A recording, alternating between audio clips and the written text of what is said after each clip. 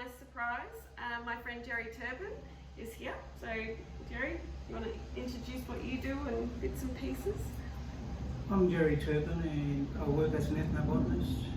I work a lot with the traditional owner groups in the north here, recording and documenting the traditional bush foods and bush medicine. And this morning we just brought some of those bush foods in to test them and try them out. Yes. So Gerry and I met, oh gosh, what was that, 2 years ago? Yeah, 2 years ago. Yeah, went to Indigenous-led bush tucker conference. So making sure that bush tuckers being, how would you put that into a nutshell? Just that the knowledge is attributed to the Aboriginal people. Yes. Yeah. And protection of their knowledge as well. Yeah. And also, to get more Aboriginal people into the business. Yeah, and yeah, making a more sustainable living and not having other people take other people for a ride either, which is a big thing with this industry. So what we've done, Gerry dropped off some tamarind, and this is the tamarind here. And when do you know that when it's ready? You can see it's starting to ripen now, but once these shells open, it starts to show these little orange fruits here. If you can see that, probably not. I'll just bring them up. So that's it there. Yeah. And once they start to open, that's the time to pick them because they'll just drop to the ground. Yeah, and there's a lot of. They're three in the shell. Can you put that up? Thank you. Yeah. So these grow mainly North Queensland? Yeah, native tamarins or wild tamarin. The scientific name is Diplodocus.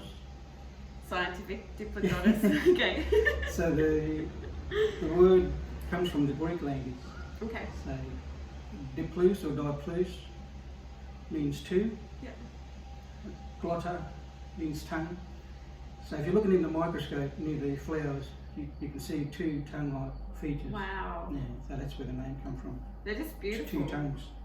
I've never tasted tamarind before. I tasted some down near Tully, but it was more like a chewy caramel flavour, so I wasn't expecting these little orange jewels. Yeah, different species. Yeah, I love them. So sour like lemon, but addictive. So. They are. Murray's would eat them with salt and vinegar. What would you do? Would you peel them and then put them into? Yeah, you can marinate in salt and vinegar. Or, same as we do eat lemons and things like that. Your face doesn't screw up. It is delicious though, but it's really sour. Wow. I have been eating them. So what I've done today, this morning, I made a relish with it, and then I put some with not a Greek yogurt, just a natural yogurt, and I've also got some paste jam. Yeah, so that's made from the native tamarind. Is that the same? Typical of the soup western taste. Sugar. But it tastes nice and tangy. It is good. So what we've done, Gerry's already had a taste and I have uploaded some photos. So these are fried scones. They don't look as good as Aniseed, because Aniseed came in to do some with my students the other week. Okay. But I did like the texture and the feeling. So I've got beef cheek and the fried scone, and then some of the relish. And I really like this relish. Did you like the relish? Yeah, it's great. You can taste that again. Okay. And then I want to try. So that's a beef cheek. We'll go the kangaroo. So the kangaroo I've also made with the saltbush.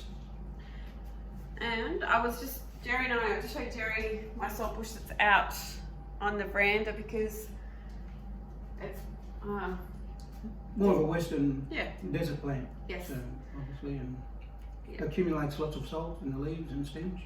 Yeah, it's not grown well. It doesn't grow up here. No. No. So I've got mine in a pot with like cactus sand mix, and it's taken off now. I like this. It reminds me of home down on Watchaboli land, which is Dimboola, Western Victoria.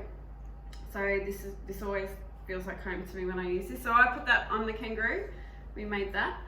And then, curious, I want you to taste the yogurt to tell me what you think of this. I added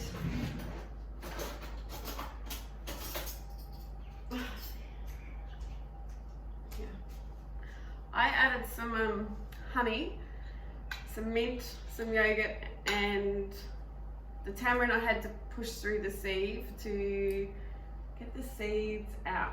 Is it sour? Can you taste the tamarind, or is it over? No, it's a little bit nice. Because the thing with when we Sour too. it is sour. That's the thing, but you know. I love it. Yeah. See, I like that too. I really like. The thing with ingredients that we are using in creating recipes is that I don't want them to taste like everything else. You know, even out the flavour. Like if it's sour, we've got to respect that it's sour, and it's so nice. Okay, let's try the kangaroo with the yogurt, I reckon. Or do you want to try the? Have you tried the potato? That's good. Yeah, I tried the potato.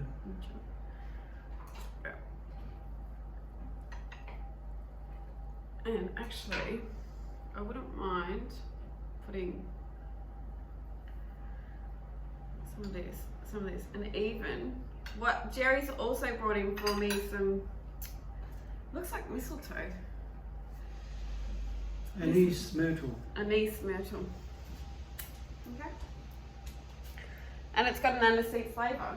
So it's related to the lily pillies, same genus and family, mutating. You're gonna risk that? I'll get Gerry to go first.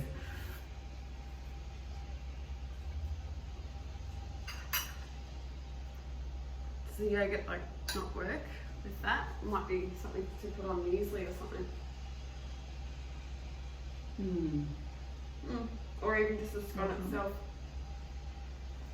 Yeah, but more muesli type. I mean, whatever different. That's a good thing. That's what I said to Gerry. He's got the knowledge. I'm just like, give me something that will work with it. And this is what, yeah, it's really good.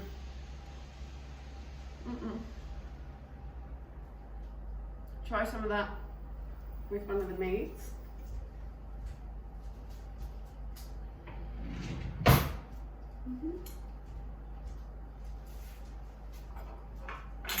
So what else is on season at the moment? The peanut tree, native peanut tree. Haven't had a chance to check those yet. But Are they down on the esplanade here? no, I haven't seen them there. I have harvested some before, but yeah, there was some bugs and stuff in there when I. And you've already tried the Burdekin. The Burdekin's my favourite. Yeah. That's my number one favourite up here. The Burdekin, and the Red River Cherry it's nearly finished. Season's finished. Nearly. It's not too far off, is it? Goes well with that. Oh, it's so good that. So Gerry's sister made this. That's really, really good. So a paste and that could go with your cheeses and bits and pieces. Just be mindful that when you do use any bush tucker or anything like that, that you understand the source of it and find out information about it, because the more knowledge that we've got and that we can share through food, it's going to make us all stronger connections through food as well, which is awesome. And the other thing, know what you're eating.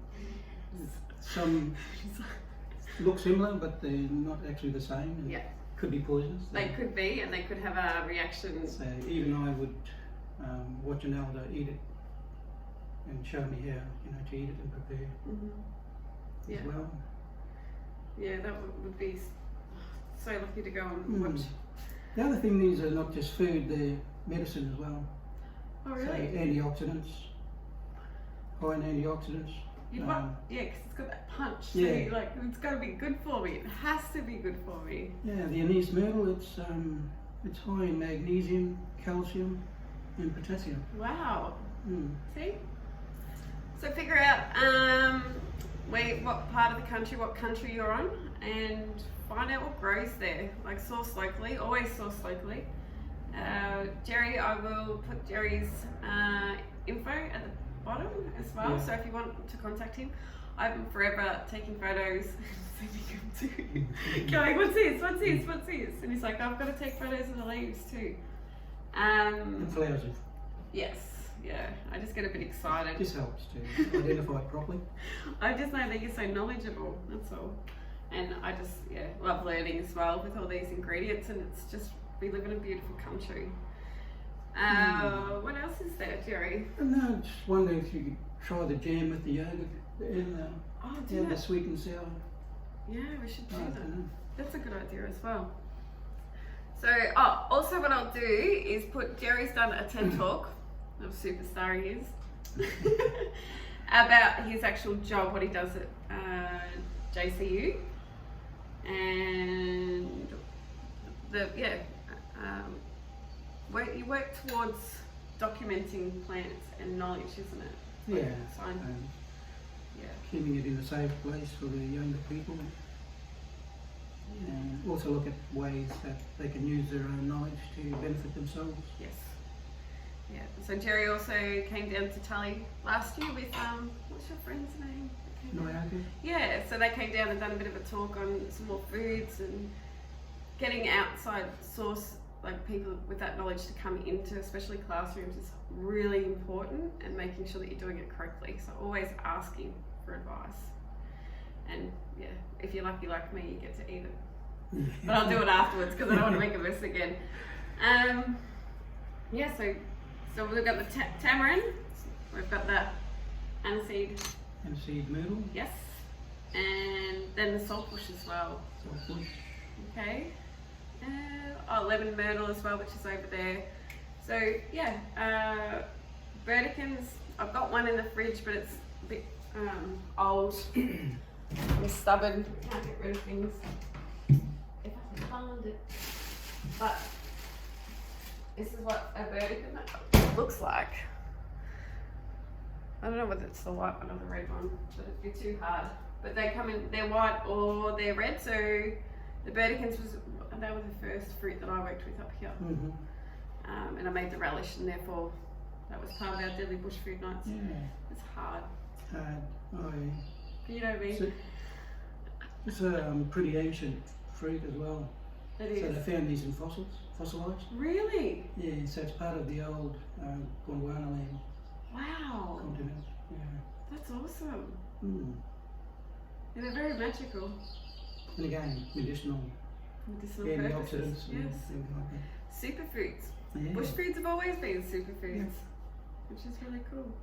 So Gerry, thank you so much for coming in and hanging out with me and teaching me. And make sure you contact Gerry if you want any info, or myself with the recipes that I've mucked around with from early this morning. My brain woke up and was like, oh, I should do this. So thank you for your time and watching, and learn more, ask questions. Thank you. No, thank you. Can't wait to get in that kangaroo. Get into it. Okay, ciao.